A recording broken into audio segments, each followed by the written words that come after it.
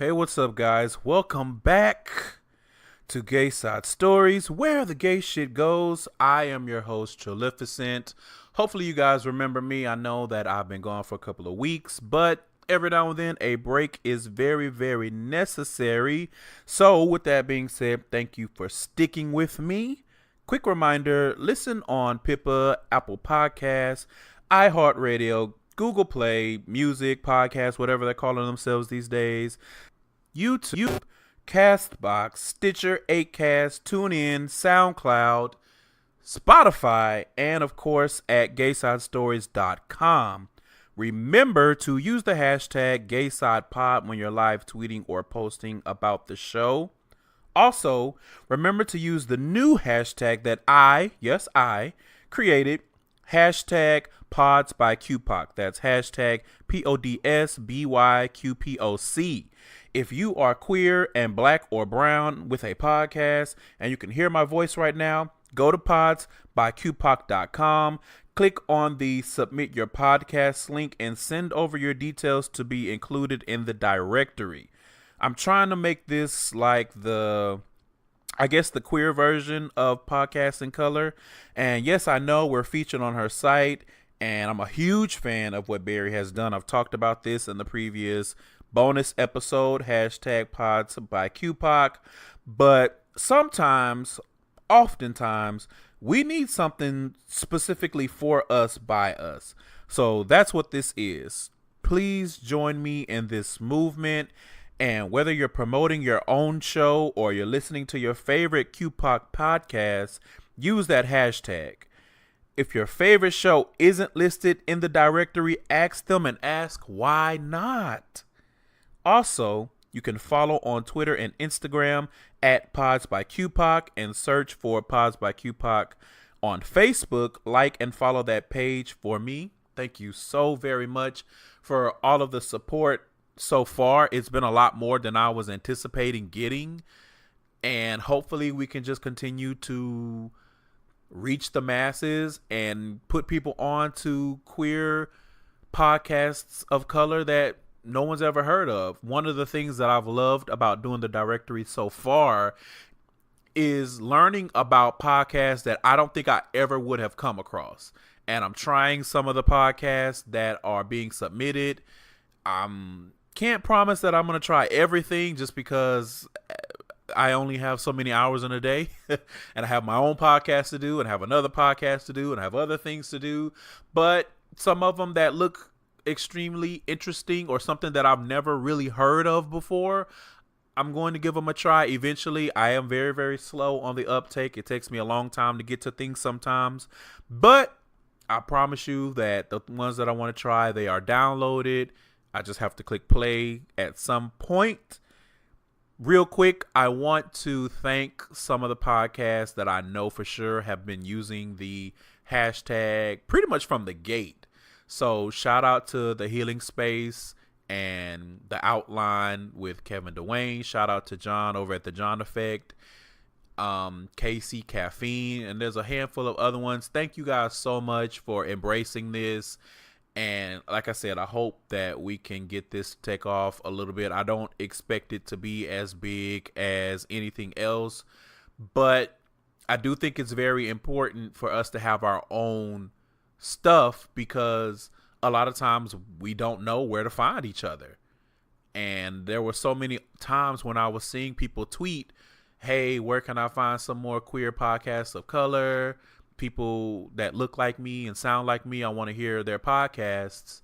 And you really can only recommend the ones that you listen to and that you know of. So I'm hoping that we can start filling up the directory and just directing people there saying, oh, you're looking for something? Well, here's this directory. Is a breakdown. There's categories. Anything you need should be there.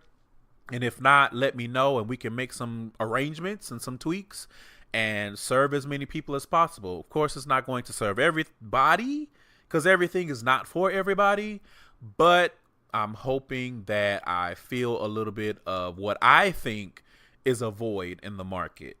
So please help me with that. Again, it's podsbyqpoc.com, and that hashtag is podsbyqpoc. That's podsbyqpoc.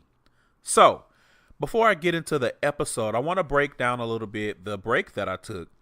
And I'm using break in quotes because I wasn't putting out shows and I wasn't recording as much, but I didn't really take a full break the way I anticipated, or I should say the way I wanted to. I was expecting to put this show down, put it on the shelf, and not touch it at all for at least a month. And of course, that did not happen because I decided that I wanted to take a break, that does not mean that my brain was on the same wavelength. And it seemed like as soon as I decided I am going to take a break, my brain was like, oh, well, we have tons of ideas for you. And I was just sitting there like, really? This is what you're going to do? Like, I'm trying to get away from this just for a little while. It's a smidget of time. And my brain was like, nope, ideas. Here you go. You're welcome.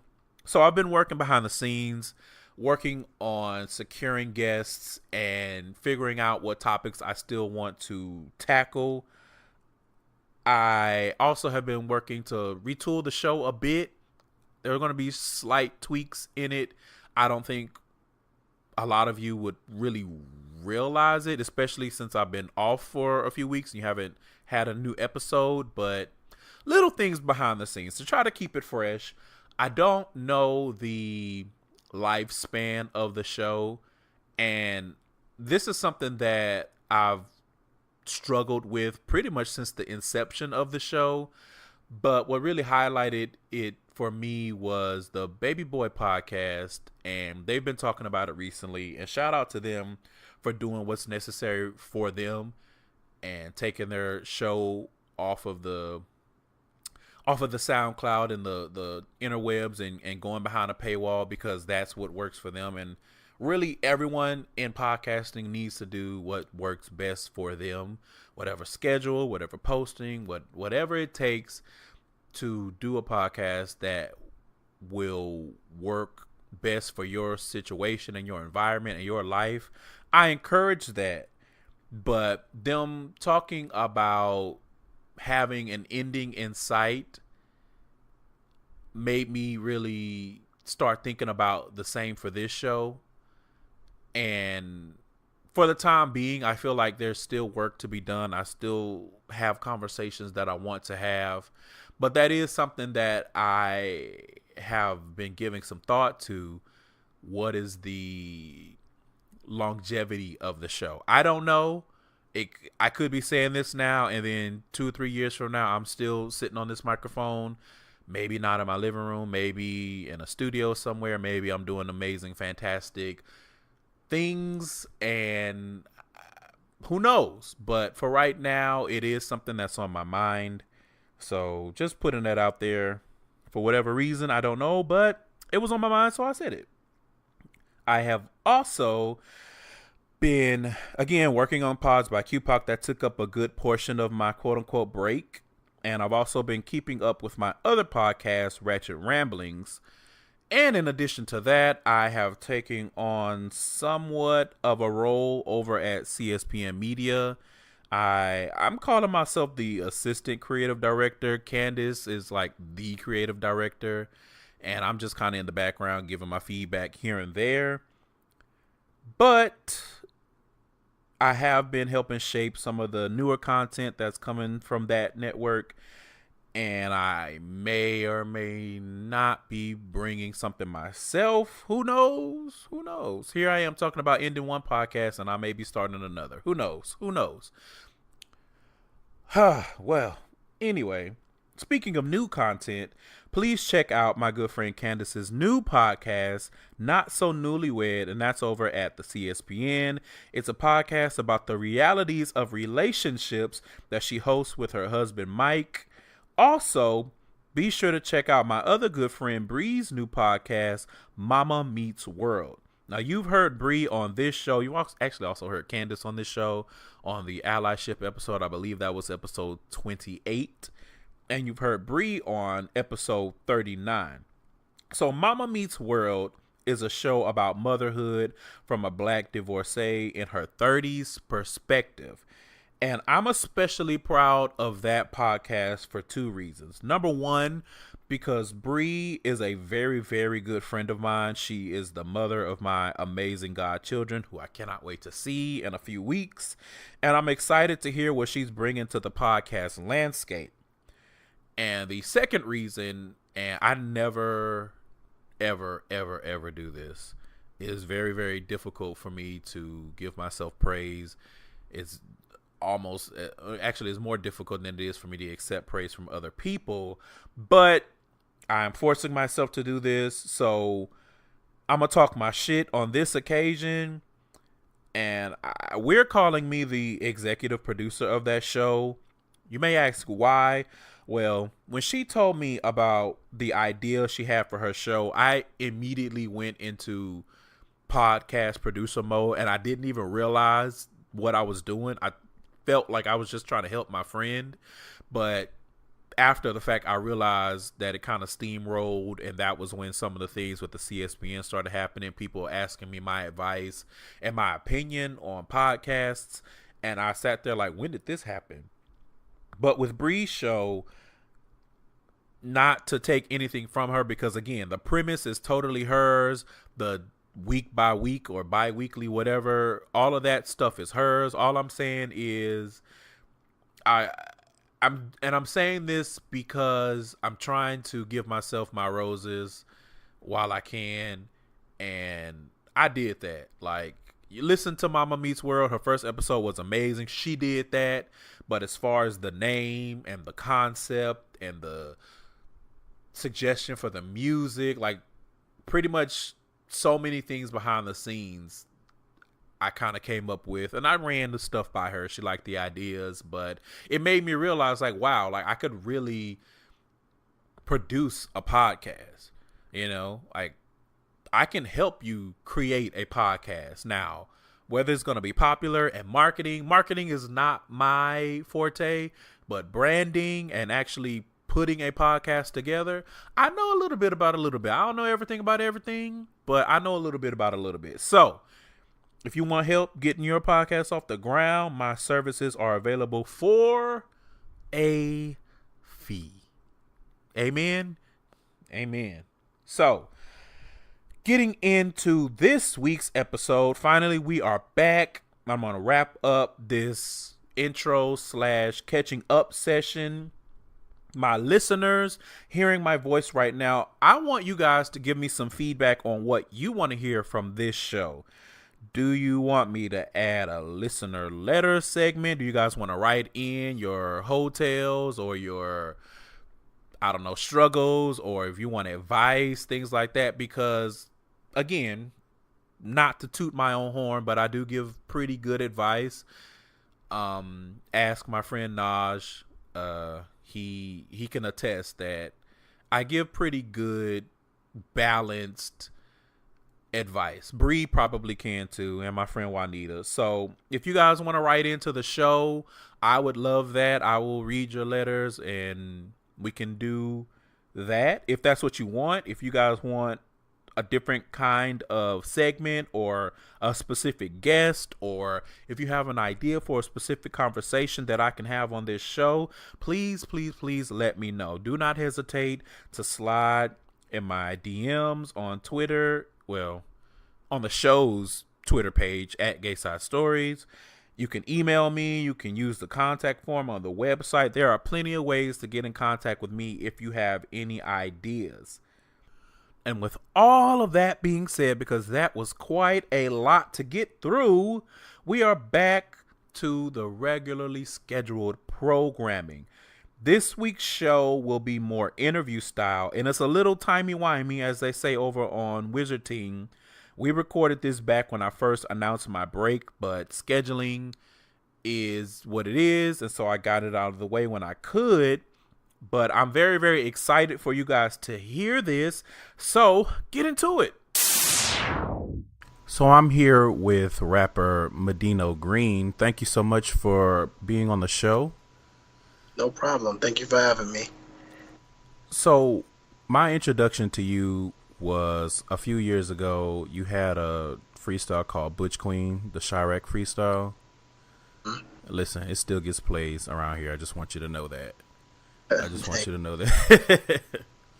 And I thank you. think that was the first time I was ever made aware of like a gay rapper or someone in the community doing Really? music. Like I casually knew that was a thing, but I think it was the first time that I put hands on it, if that makes sense. It's or was it because of the content or? It was a friend at the time was like, I don't know if he reposted it on his Twitter or if he told me to listen to it, but I ended up listening to it on SoundCloud, and I was like, oh, I never thought about it. Like, but again, this was years ago. This was when I was not as, what's the word, strong in my identity. I was just kind of floating. Okay. And so the older that I've gotten, the more that I'm realizing I need to be better and be more into it because it is important. It is a part of my identity, and I often wonder how many people are the same way. Like, I think sometimes we get so caught up in our lives of just trying to live and be free that we are not aware or we don't think about the outside stuff. Hmm. Because when I was younger, it was kind of like you had to sneak to even be able to consume gay stuff. Like the gayest thing I think besides me in my household growing up was my mom watching Will and Grace. You know what I mean? Okay. And it was just something that kind of stuck with me. And so when I got older, I was more concerned with trying to figure out this. I don't like using this terminology, but I'm going to use it for now just for ease. This lifestyle that I didn't realize that there was a history and there was more to the lifestyle than just getting on jacked and going to the club and trying to meet a guy and have a boyfriend. You know what I mean? When I Yeah. really sat back in it and I said, okay. And I just started looking at different things and seeking out the content. And that's the other thing, because we do have to seek it out. You have to want to look for it. It's definitely out there. You just have to know the right avenues to find it on. Correct. Because not all the content is worthy. I'll say that. Yes. And that is, you know what? That's a good way to put it. So let's get into you, actually, and let's talk about what you do. So I want to talk about your artistry first. Hmm. So what kind of artist would you consider yourself? My answer would just be like, I'm just a hip hop artist. I just happen to be open with my sexuality and open with who I am, or comfortable enough with who I am to put that in the music, so that way it's more relatable to someone like myself. Okay, that makes sense. You say you're purely hip hop. Is that your whole musical style, or how do you package that, I should say? I would say that's kind of just my thing, just being hip hop or rap, because some people they classify it as two different things. But I'd like to say that I can probably do a little bit of everything if I am able to feel it or relate to it. So, I feel like if someone was to give me a pop song to feature on, I think I would be able to adapt to it, but it would still have like the Medino Green flair to it, so that this is my work. Right. Okay, that makes sense. So speaking of, what are your influences and where do you draw inspiration? As far as artists or just with the content? I would say both. Okay. Um, well, the content pretty much comes from just being me every day, like, an everyday black gay man, just living in society. that's where it comes from. A lot of it does play out with my sexuality. Um, it's not that I'm trying to like exploit it, but it's just that I want people to know that it's real and that it does exist and that it is possible, you know? Yeah. Um, as far as the artists that go hand in hand with it, a lot of my inspiration comes from New York artists. I'm really like a child of the 90s. So, like, the whole bad boy era of the 90s is where I get my influences from and the inspiration from, because I've always told myself when I was younger and I was doing this, I told myself I was just going to drop out of school and get signed to Bad Boy. I wasn't sure how it was going to happen, but it was going to happen. Like, that's what I wanted to do. Mm-hmm. That's interesting. So, talk a little bit about your background, like where you grew up, where you're from, and how did you get your start?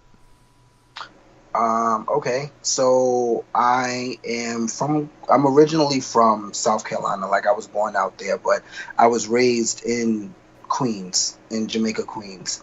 Um, and I want to say between the ages of 13 and 14, I want to say 13 though, I really took on being interested in music. It was something, I don't know, I guess it was just something that I was doing because I remember, having to go to summer school because I could never like pass during the year. Mm-hmm. So I remember it was like 1 year of summer school.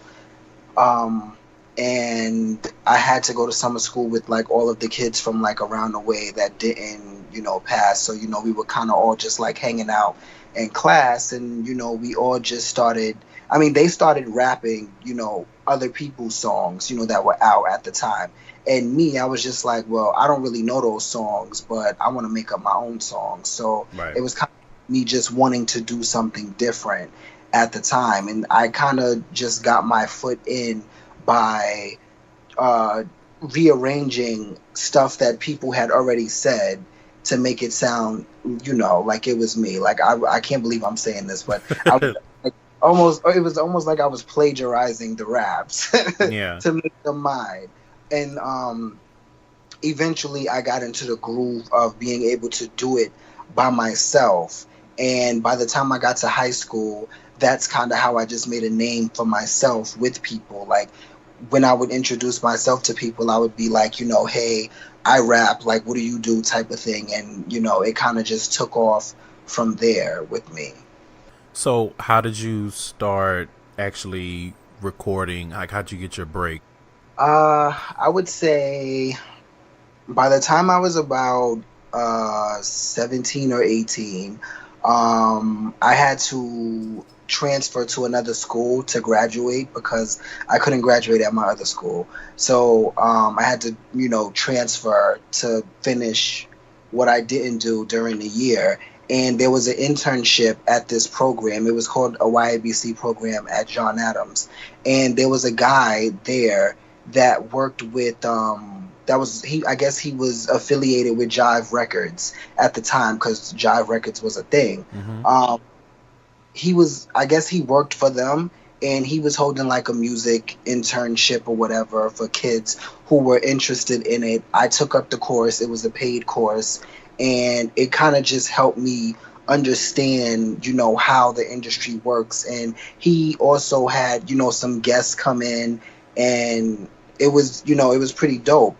So the kids that I was hanging out with around the way, because like I said, we was going to summer school together, you know, we kind of was just like, okay, well, let's find a studio. There was one guy that we affiliated with who was probably the most active one when it came to the music, because he just traveled all over the place. He knew of a studio in the Bronx, and he wanted us to go to record a song. And the song was called Close My Eyes or something like that. And we recorded it. It came out dope. We liked it, but we really couldn't do nothing with it. And at the time, I really wasn't, I wasn't out like that. So it was kind of one of those things that was just like, it was going on, but I wasn't really talking about it. I was kind of just more so focused on the music. And then one day I lucked up on one of the hookup apps to meet someone that was in the music industry who had a studio. So I went to go, meet him at the studio. I rapped for him, and he was just like, yo, like, you're really dope. So since then, I've been working with this guy side by side. Of course, we had a relationship, but that didn't work out because I really wanted to do music. So it was kind of like nothing else mattered to me. And at this time, it's like I'm 18, 19 years old. Like, really don't want to be in a relationship. I just want to get signed. I don't want to go to school anymore. I don't want to do anything. So I guess I can say that he kind of helped me get my break because he also introduced me to other people in the quote unquote gay hip hop community. And it was kind of just like the love has been there, since then. So I owe it all to one person, kind of, sort of say. Kind of, sort of. Look at that. See, you know what? I'm going to pin this story and I'm going to listen to it and I'm going to recommend it to people so that they can hear and see that the hookup apps are not all bad. Every now and then, some amazing things can happen, and you can get, a little something on the side too. Yeah, absolutely. But the only problem with that is that people have the misconception of, like, that you would deal with someone like that just because of them having access to, like that type of studio where it's, real artists are coming in and out of the studio. Right. And, they won't really know until they've been in that situation where you can say, no, that really wasn't the case. It was kind of like, we have a relationship, but I'm also trying to accomplish something, and it falls into the same category of what this person does for a living.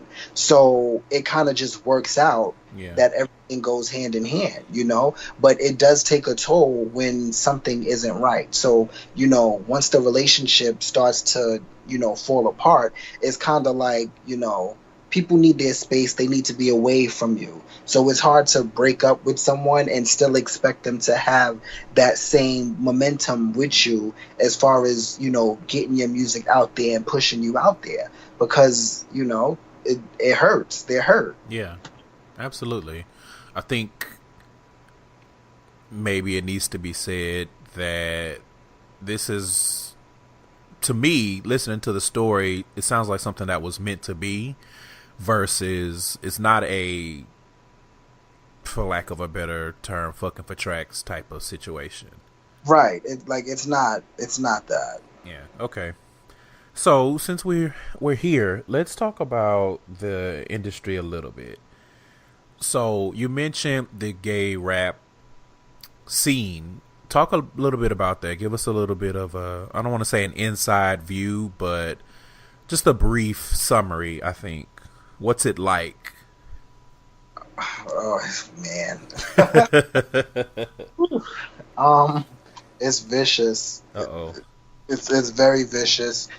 You come into contact with a lot of people, a lot of people are genuinely they genuinely like you, and then there's a lot of people that just want to associate with you because of your social status.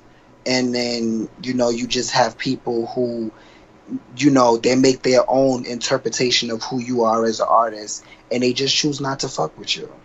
Is it kind of a 50-50 thing, or is it always sort of a, you have to fight and you never know who's trying to tear you down? Like, it's more so of trying to avoid being torn down versus actually getting work done?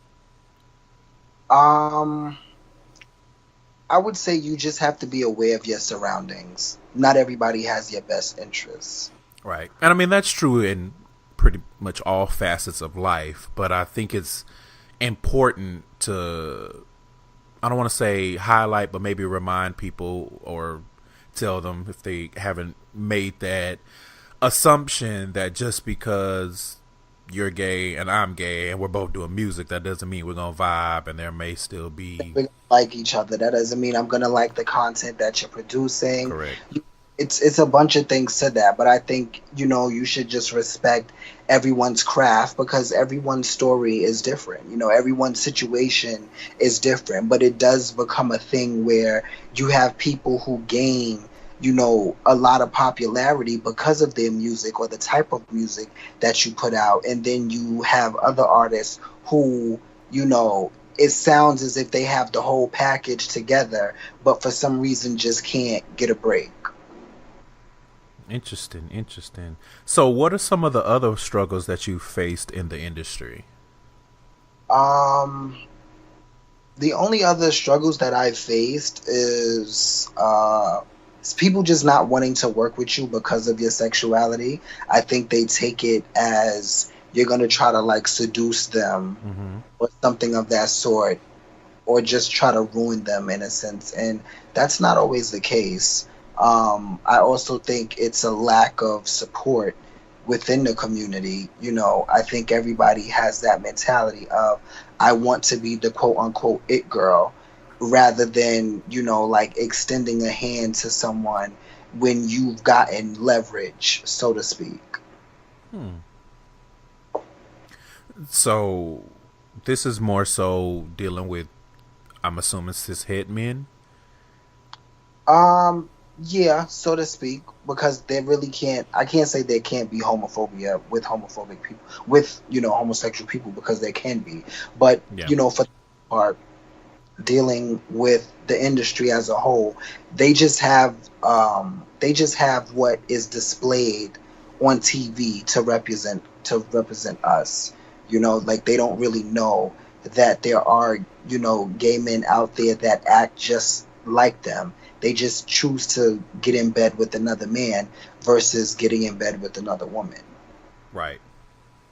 Okay. So, how do you handle that homophobia when you experience it? I don't let it stop me because, I still gotta do what I gotta do. I still gotta speak for people. I still gotta be a voice for people. I still gotta be seen by people. So if one person doesn't want to work with me just because of what they've heard or what they think, then I can just take what I have to someone else who might appreciate it more. Shout out to you. Because, I don't know, someone else. Some people might break down and they might feel like it's the end of the road for them. It's not the end of the road. Like, you're gonna get the door, like people hear this all the time of, you're gonna have the door slammed in your face 100 times before someone actually opens it for you to Mm-hmm. walk in. That's the truth. Sometimes you may think your work is A1 and there's no way that someone's gonna close the door in your face, but you'll gag when you're standing there and the door's closed because they're not having it. What does representation look like from the inside of the industry in terms of artists, managers, producers? You talked a little bit about having to work with homophobic cishet men, but what else have you come across? It's very shady. It's a very shady thing. Um, I think people, like I said, it's really just that everybody wants to be the it girl. So everybody just wants to do their own thing for themselves. Mm-hmm. It's hard to, I'm not saying it's hard to find people that genuinely care, because there are people that genuinely care. But for the most part, you know, when you meet someone new in the industry, you always have to ask yourself, like, what is this person's intentions and what is it that they really want from me when they, come across me, when they want to talk to me about music or whatever the case may be. Because some people might just want to talk to you to get connections, and then once you start revealing names and shit, they take off. You Yeah. know what I'm saying? Like, they're gone. You don't really hear from them no more. And then the next thing you know, the people that you was trying to, let them know what's going on with, they don't become best friends with people that you working with, and you just like, how'd that happen? Like. So I really just think it's every man for themselves, and it's definitely a shady industry. You just gotta know where people stand and just be observant of, people's behavior. Yeah, I mean, and that's good advice no matter what you do, but I can see how that is pertinent in that industry. So, do you come across any other, obviously gay rappers, but have you worked with any like LGBT producers, managers, or anything like that? Yeah, I've worked with two so far. Okay, Yeah, it's been two so far. okay. So, last question on this, and then we'll shift gears just a bit.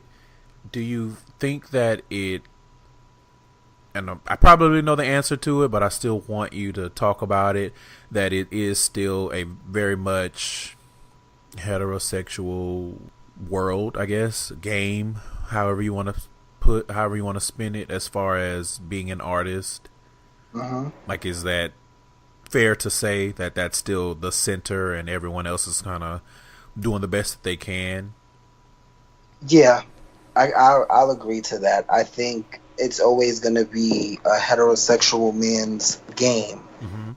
because we can't say that they invented the game, but they pretty much like laid the blueprint and the foundation of what's accepted, what you can say, and stuff like that. So at this point, trying to be a black gay man and standing up against that is kind of difficult when the odds are stacked against you. Right.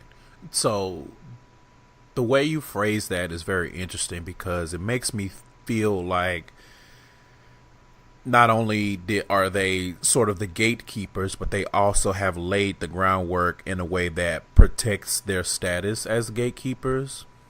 No, I'll agree to that because I'm not gonna say that I would never want to see like a gay man dominate hip hop. I would love to see something like that. But if he's gonna dominate hip hop, the way the industry is set up, he's gonna have to dominate it the way the industry wants him to, Right. which is pretty much following the steps of heterosexual men who have dominated the game already. It's so interesting to me because you would think that there would be executives somewhere, if for no other reason, looking to exploit it because we have the income. So you would think that they would pander to us a little with some artists trying to get those coins, but They don't believe in what it is that we can do because, as I said before, there's no support coming from the community to show and prove that it can be done. You have artists out here who are dope as fuck that get, recognition. They get to perform all over the place. But for some strange reason, the A&Rs, they just don't want to sit down with us and have a conversation and say, I want to invest my money in you. You don't want to invest your money in me because you see the community ain't bigging me up. You know what I'm saying? So why would you want to invest your money in something that you really don't see money coming back into it?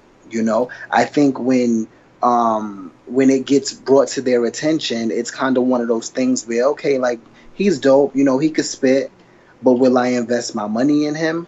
Probably not. And then when you ask why, the only reason is because he's gay. So, niggas on the street is not going to play his music.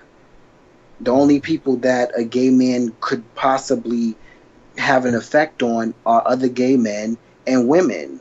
But it's more to that because men are in the streets as well. And, at this point, the way hip hop is going, with all these new artists coming out, everything's changing and evolving. But I'm not sure if the industry is ready to accept, an openly gay male, especially because of the way society paints us on TV. If right. that's all they see on TV, it's kind of like, you know, nobody wants that. If they see representations of us time after time being messy and exploiting men and, just being outright crazy on TV, they going to take a step back and be like, nah, I can't really get with that. Like, that's not something I want to invest in. But they not looking in the dirt where, there are gay men out there that can carry themselves a certain way or, just make make the situation a little bit more understanding for them. They not looking for that because they can't see it. They can only see what's on the surface. Right, right. So now that we're here, I just have another question. You said that you don't think the industry, and probably by extension, society, at least as we know it, is not ready for an openly gay black rapper. Do you think that a lesbian woman would have a better chance? Yes, I'll say that. Yes, because we've seen it numerous times that, women who are okay with their sexuality, it's acceptable because men see that as something, it's a fantasy to men. You won't see a bunch of dudes on the corner rapping lyrics to a song of a gay man talking about sucking dick and, doing tricks on a dick or none of that. Like, you won't hear them say none of that, but you'll hear them rap the lyrics of a, woman talking about, how she gonna eat another woman pussy. It's relatable to them. And it's also a fantasy to them. No man has a fantasy of, doing the stuff that gay men put in their music. So I think that's where the difference is. Yeah. Because I also feel like a lot of that, and probably the majority of that, is also the ability to reduce women down to just their sexuality. Whereas men don't embrace their sexuality. They'll talk about sex. They love talking about fucking, but they don't embrace their actual sexuality. Right, because they find that to be something a female should do. Yeah, a feminine trait. But it's a feminine trait to them. It's more accepting of a woman to express how she feels sexually, and they be like, yeah, like thumbs up. But if another guy does it, it's kind of just to be like, oh, okay, that's cool, but, we want something else. Right. But that's also in a negative way because, again, then now that woman is just sex to them, and she can't be anything else. I don't know. Yep. There's work to be done. That's fair to say. So I want to talk about the community a little bit. So do you feel pressure from within the community to be a certain way or present a certain way or make a certain type of music? I know you talked a little bit about the industry expecting a certain image or not rocking with the image that's shown on TV, but what about from within the actual community? Yes and no. That's like a two-part answer. Okay. I'm gonna say yes. I do feel the pressure because I feel like gay men want you to look a certain type of way. If you're gay, it's kind of like not all, but some guys kind of want it to be known. So, they expect you to wear makeup and, do all of this crazy stuff and wear these crazy outfits, have a certain type of body, and, that's that. And then, on the flip side, it's kind of like some people just don't care. It's like, we don't care if you want to dress like a hobo, then just do what works for you type of thing, because we're going to love you regardless. This might be a a loaded question or a shady question, but I'm curious. Do you think that with gay men specifically, a lot of the support hinges on whether or not they find you attractive? Yes, I do. I think if you have the body that they're expecting, the looks that they're expecting, the attitude or the mentality that they're expecting, you're the package deal. A lot of, I think, and maybe this might be a reach with me saying this, but I feel like because it's so much bottom shaming, people expect, or not people, but gays are expected to have this masculinity about them that makes it not uncomfortable, but it makes it just a thing. So it's like if you have this look of masculinity, something that is desired so much in the gay community, you're pretty much good. You're golden. It's interesting because to me it's hard to read because I definitely see that a lot of times. And I don't think a lot of gay men even realize that they're doing it. And some of them, I know that they're doing it. They don't want to support another gay man unless they find him attractive, fuckable. Right. But at the same time, there's this line of they will support if you are queen. Right. If you're like extremely feminine, You have like a face full of makeup all the time, you gender bend, you do all of these female things. So it's like like I said, it's a two-part question, or it's not two-part question, but it's like a yes or no answer. They'll accept you if you're either hyper masculine, not hyper masculine, but if you're the right amount of masculine, or they'll accept you if you're the right amount of queen. But there's no way that you can be in between and they still live for you. It's either or. Yeah, yeah, I can see that. I can see that. What about the music specifically, though? Like, do you feel any type of pressure, or do you get requests to make a certain type of music from the community? Um, Not necessarily. I don't think I've ever gotten a request to make a specific type of song from people, aside from doing more original music. But as far as the content goes, I do think that has something to do with the success of the artist. Because if you can't make music that they relate to, it's kind of just like you're putting music out for your health. You can stay true to who you are, but that doesn't mean that these girls are going to accept it, because they might not want to hear that. That's not something they want to hear. So it's kind of like you kind of do, in a way, have to find out what it is that they want to hear, because they're not going to come up to you and say, "Oh, can you make this?" They'll, kind of just sit in the background and wait for your song to light up a little bit for them to be like, "Okay, well, I heard this from him, and that's that."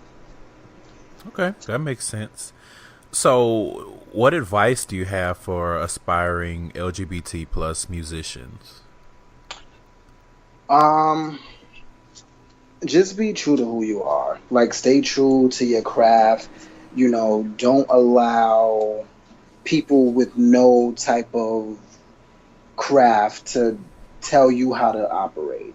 That's a lot of times people would tell you you should do things differently when they're not even helping you get to a place where you can be seen to do something differently. It's kind of just like someone making a request to play a song, and then once you play the song, they pretty much leave because they've already gotten the song that they wanted to hear. Mm-hmm. So just, stay true to who you are, stay honest to who you are. It's always good to change up every now and again, come out with different themes and stuff like that. But just always stay true to who you are, because, if you keep switching up and doing all of this, people are not going to know who you are. They're just going to think you're all over the place with your music and you haven't found, yourself or your sound. And that's that. People that like your music, they'll like your music, and it'll gravitate to the people that do. If they don't like your music because you rap too hard or you're too masculine, then that's their loss. There's gonna be some gay dude out there that's like, well, this is what I want to hear, and they're gonna bump your shit. Okay. Fair enough. Fair enough. So let's end this on a good note, and let's talk about what you have planned for the future. Okay, so I do have a project that I am working on. Okay. I don't want to reveal the name just yet because the name might change. Okay. So, No, that's so that's fair. that's one of those things. I do have a show coming up. The Slay Fest is happening on Yes. Saturday. Yeah, it's on Saturday. Um, and I think that's it. I'm kind of just laying low, living my regular life. Staying low and building. Got it. Got it. Yeah, kind of just figure some stuff out on this end. The re-entrance of Medino Green will definitely be something that you guys enjoy, hopefully. And I say hopefully because people don't like everything, but Yeah. hope. Yeah. People don't like change sometimes too. They like it, but it has to be within their parameters. So I do want to point out, but more than likely by the time you guys hear this, Slayfest will have already happened. But as you heard, we do have a project to look forward to, so I can't wait for that.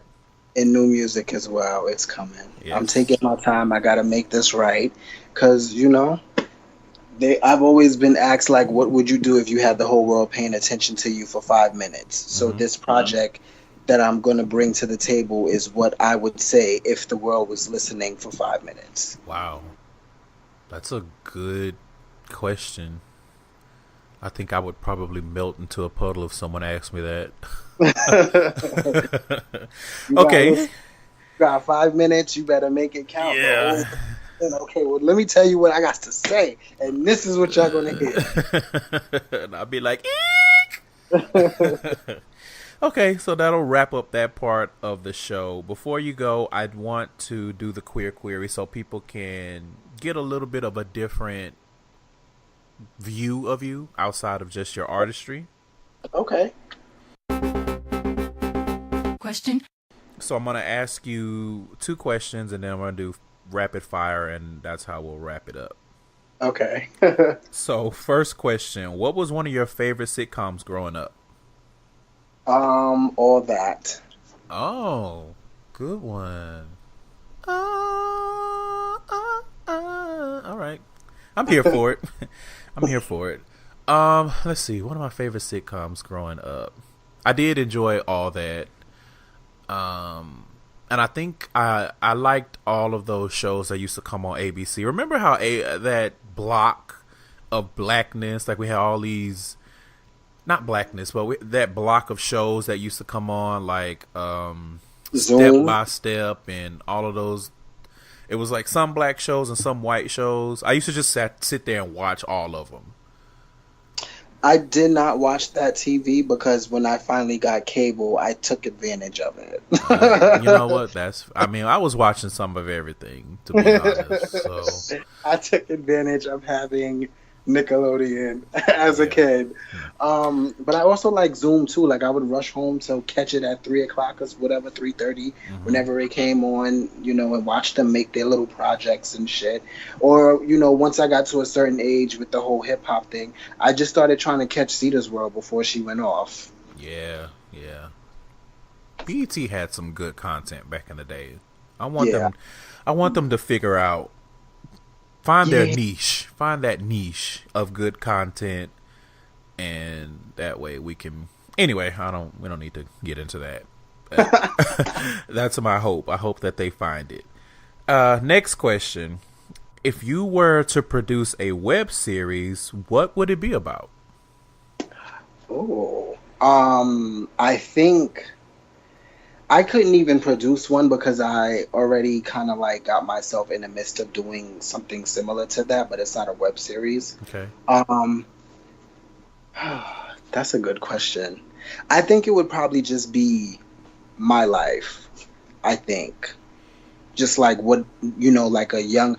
I think it would be a because how someone had asked me like if you could speak to the younger you, what would you say? So I think I would make a show based off of that. Like if I could speak to the younger me, so it would kind of be like a thing where I can watch myself grow up, but I would be able to chime in as older me to tell the younger me certain things to help with situations. I think I would do something like that. Nobody else would be able to see me but me, if that makes Yeah, sense. it does. It does.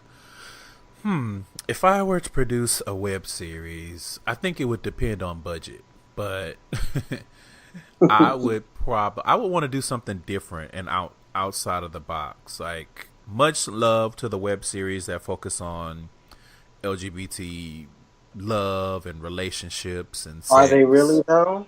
I'm just saying for putting the content out there. Now the quality of the content, that's a different conversation. But the content is out there.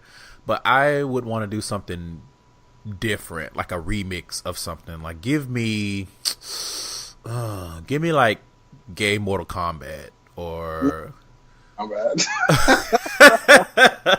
you know gays in space or something. You know what I mean? Like, give me something. Give me something different. I would want to do something different. You know what I mean? Give me I don't know a bisexual Robin Hood or something like that. Like something just. But y'all got Deadpool. Do we? Ah, damn. See, Do we? I don't really know because he Because He's just He's allegedly pansexual. I know he's pansexual in the comics, and he was supposed to. I don't know. Rumor anyway before Deadpool rumored 2 that came out was that he was going to have a was have a boyfriend. Yeah, right? and But I that didn't didn't see happen. Deadpool 2. So did he have a boyfriend in the movie? He absolutely did not. Oh, well then, I mean, maybe they just didn't want to give that to the, Yeah. character. I don't know. I think they shy, like, I don't know. It's interesting. They put stuff like this in the books, and then when it's time to put it in visual, they kind of shy away from it, and I'm not sure why Yeah. they do that. Is it because of the viewers that are going to see it? That's my only assumption, because even when they do record it, it gets cut from the movie and it's left on the cutting room floor. Case in point, they were talking about Okoye from Black Panther. She's queer, and I think they had, like, it wasn't even deep. It was just little scenes where you could see that there was something between her and one of the other Dora Milaje, and they cut the scenes from the movie. They just won't They let do, us be yeah. great. They do that, or again, it's the after the fact, like coming out about Lando from Star Wars. Oh, he's pansexual. Did you know? And it's like, no, we didn't know because you didn't put it in the movie. Right. It wasn't nowhere in. Only people that knew was the people on set. If that, If that. Because a lot of times I just think that they say it after the fact just to get some browning points. Same with what's the other big one? Harry Potter, with the author saying, "Oh, the Dumbledore, he was gay," and it's like, he wasn't gay in the books. He wasn't gay in the movies. He was probably gay in real life, but that don't do nothing for us because we didn't see it on camera. But here's the thing: these are fictional characters, so there is no real life. So it's like, if you're not gonna put it in the movie, where are we supposed to get it? How are we supposed to know? Exactly. So, but yeah, if I had, someone's like, "Hey, produce a web series, here's some money," I would say, okay, well, what can we do about special effects? Because I want to see gay Street Fighter or something. A gay Street Fighter. They can give us a gay character. No, I don't want a gay character. I want it to be centered around LGBT people, an LGBT version. And the dynamic of that. We can expect that from Issa Rae on Insecure. I think I was reading something about how this season she's going to be talking about like fragile masculinity and bisexualness and stuff like that. So yeah. But I'm looking specifically at it with a sci-fi or fantasy lens versus quote unquote real life, real world. I hope you watch every fucking episode of that too. Well, I would be the producer of it. That's what I'm saying. Gays in space. Okay, last thing, we're gonna do rapid fire. So I'm gonna say a word and you say the first thing that comes to mind. Okay. Don't even think about it, just blurt it out. Oh shit. Yeah. You ready? I think so. Okay, first, up, Down, phone, iPhone, low, high, voice,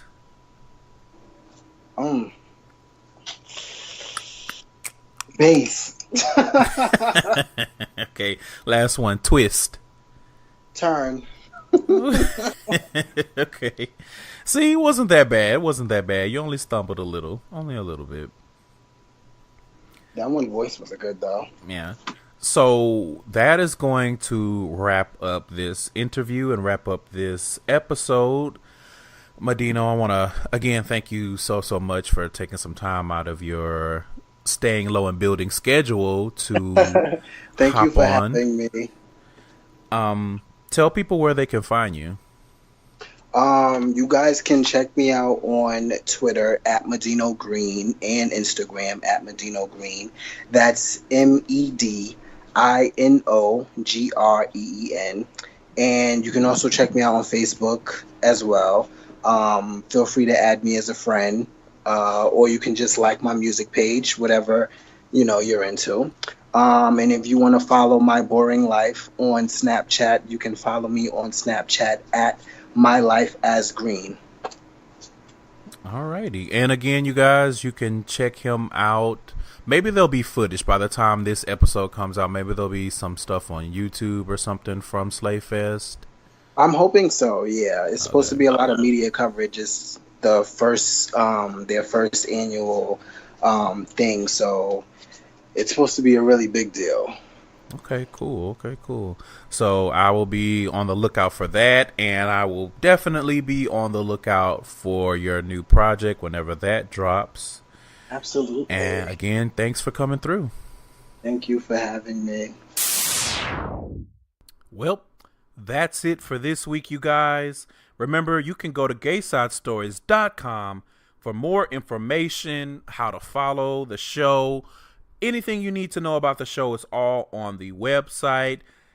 Subscribe, you guys, wherever you get your podcasts. If you have not already, make sure that you share this show with someone, whoever may like what I'm doing, or if they're in the community and they're looking for a new podcast, send them over this way, even if they're not in the community, because I feel like sometimes these conversations are either something that cis het people or just het people need to hear, or it more than likely will be something that they can relate to. So send everyone this way. I appreciate anyone who takes the time to suggest the show to other people. I also appreciate any and everyone who goes over to Apple Podcasts and leaves a rating or a review, especially if you take the time to write a review, because again, that is keystrokes and thumb wagging that you could be doing something else. You could be scrolling Instagram, you could be shooting your shot at your favorite bare-chested whatever, but you take the time to leave me a review, and I am so appreciative of it. And I hope that people are listening to this and they will go and leave some more reviews. Also, remember, you can find me over on Ratchet Ramblings every week with Jeremy and Candace discussing black reality TV shows. So, if you watch shows like Love and Hip Hop Hollywood, Real Housewives of Potomac, Black Ink Crew Chicago, then Ratchet Ramblings is the recap show for you. It is a comedy podcast, you guys. We are... Ooh... We talk a lot of shit on that show, but it's all in fun. So check me out over there. Thank you again for listening. And as always, you guys, love yourselves, protect your walls, and I will see you next week.